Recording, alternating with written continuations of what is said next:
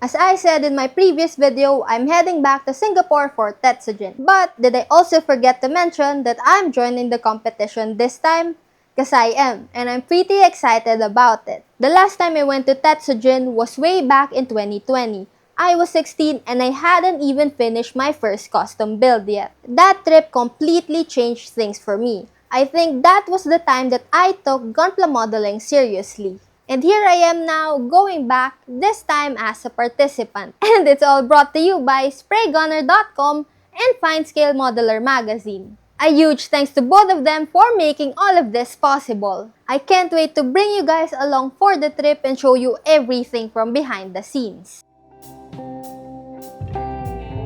Hey everyone, Nico here and welcome back to the channel. Today I'm going to walk you through my process of airbrushing Gunpla with Lacquer Paints. We'll cover surface prep, mixing ratios, and the best techniques to get smooth, clean results every time. So before we even start airbrushing, surface prep is key. A smooth, clean surface makes all the difference in how your paint lays down. I won't go into full detail here since I already have dedicated videos on how to prepare your Gunpla for painting, and other ones focus just on priming. I highly recommend checking those out first if you haven't seen them yet. They'll walk you through sanding, cleaning, and all the steps that come before this point. Now let's talk about thinning. For Hyroplas, there's no need to worry. They're pre-thinned and ready to go. Just give the bottle a good shake and pour it straight into your airbrush. Gaia Notes, on the other hand, come in glass jars and are unthinned. One thing you can do is pre-thin the whole bottle and transfer it to twist cup plastic bottles, so they're always ready when you need them. But for this video, I'm just going to thin the exact amount I need for the parts I'm painting today. That way, nothing goes to waste and I can test the consistency as I go. For thinning, I'm using some small plastic mixing cups. I've got my thinner, a pipette, and the paint ready to go. Now, if you're unsure about the ratio, a good place to start is 1:1. That's 1 part paint to 1 part thinner. From there, you can adjust depending on how it flows. There's really no fixed ratio, even within the same paint brand, because it also depends on the color. For example, yellow paints across most brands are usually already a bit runnier and don't need much thinning. Meanwhile, other colors might be thicker and require more thinner to spray properly. So start at 1:1, test how it sprays, and adjust from there. Another thing I go by when thinning paint is aiming for that milk consistency. I know some people are probably tired of hearing that phrase by now. I've even seen people get weirdly angry about it, which I honestly find kind of amusing.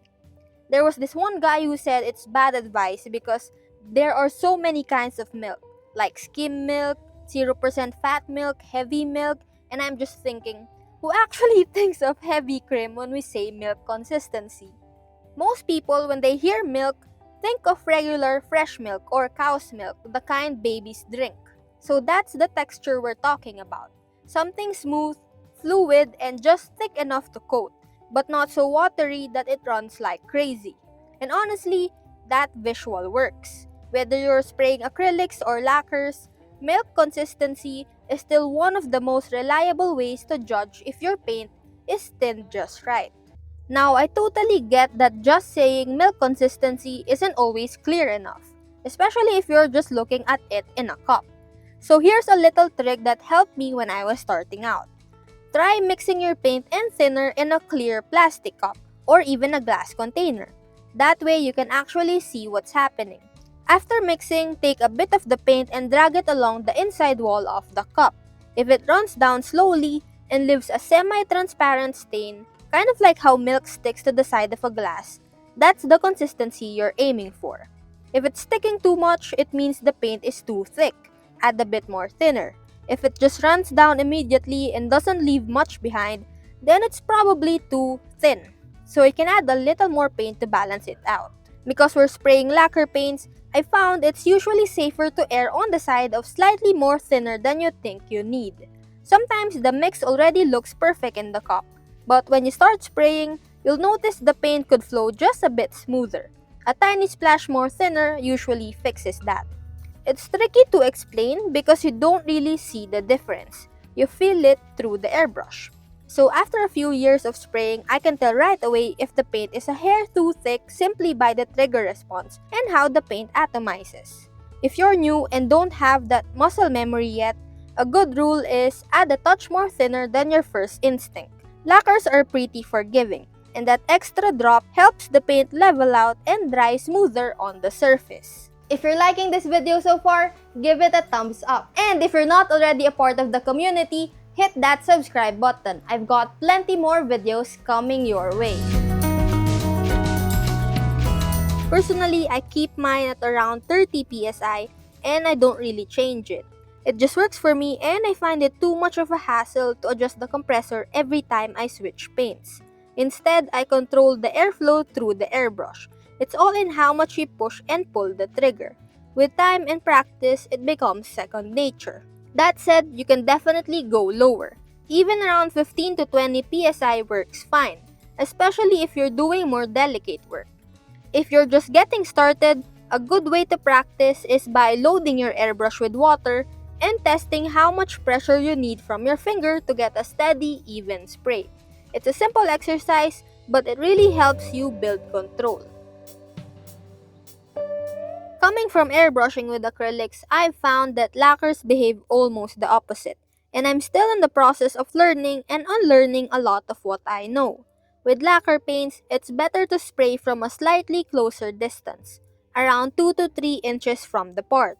I wouldn't say you should flood the surface, since that word usually sounds like a mistake, but you definitely want to apply enough paint that the surface looks wet and glossy right away.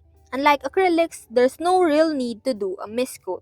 Just keep your airbrush moving, don't stay in one place too long, and lay down the paint evenly. The goal is for it to look smooth and wet, not powdery or dry. The first time I painted with lacquer paints, I was honestly amazed. I remember spraying a pretty heavy coat, expecting it to run or pull like it would with acrylics, but it didn't. The paint just leveled out and stuck beautifully. With acrylics, if you skip the mist coat or spray a layer that's too thick, it can easily run down the sides, pull in the center, and end up looking thick, goopy, and just plain ugly. Lacquers, on the other hand, are way more forgiving. They dry fast, level well, and let you build up that smooth, glossy finish without as much worry. That said, I don't regret learning airbrushing with acrylic paints first. I think it really helped me understand the fundamentals. How thinning works, how to control air and paint flow, and how to troubleshoot problems when they come up.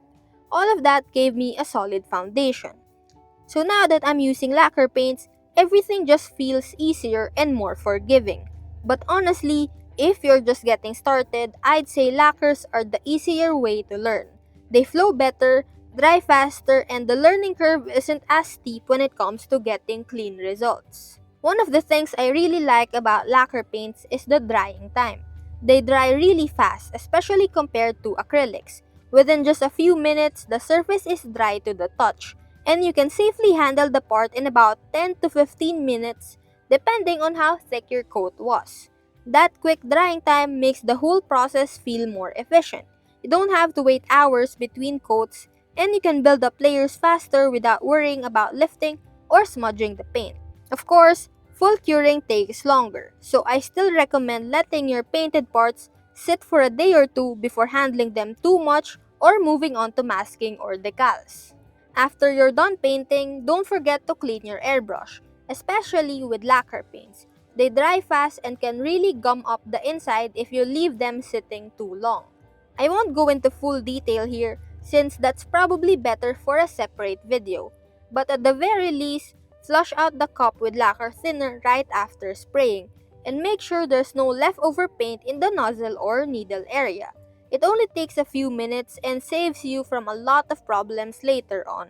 Before I end this video, I just want to give a special thanks again to spraygunner.com. They've been a huge support in helping me bring you guys more content. Once the painting is done, you can move on to the next steps depending on your build.